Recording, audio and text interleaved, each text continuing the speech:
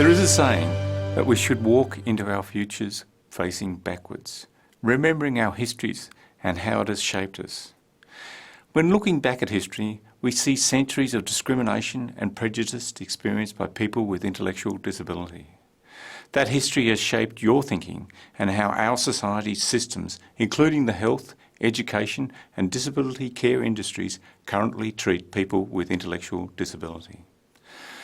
The poor treatment of people with intellectual disability is not confined to history. What follows are moving and very recent stories of the mistreatment of people with intellectual disability. I thought I was just going in to do normal GP surgery, but they said I was taking over, as the young doctor, I had to take over the post in the local hospital, which is a large institution which looked after people with learning disabilities. And when I went there on that first day, I just couldn't believe what I was seeing. I just found myself in a situation where I was seeing people who I'd never met before. They weren't able to give me histories.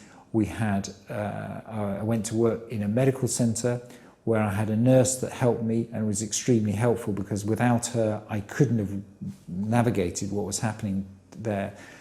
In the medical centre itself, there was beds with cages on it where the people were looked after. These people with very profound learning disabilities and physical disabilities who couldn't get out of bed. The beds had cages that they were on wheels and they were pulled out and then changed before being put back. We had padded cells in the corridor next to us, and then there was these large wards which contained a considerable number of people, I think between 30 and 50 people each ward, and one of the wards was particularly renowned because it was a lock-up ward where they locked the people up without staff at night. And it was quite an experience for me, because I'd never seen an institution like this. I'd never seen care that was really done almost on a veterinary scale, and I was completely at sea. I had no idea what to do. People with intellectual disability, they face a lot of challenges. When they are born, their parents, they don't even know to say, this baby I have has intellectual disability. Once that happens to your family, people will say, no, there's something wrong that you did and you are being punished for that. And that's why you have such a child. And you as a parent, you wouldn't want to hear such type of comments. So you tend to hide your child in their home.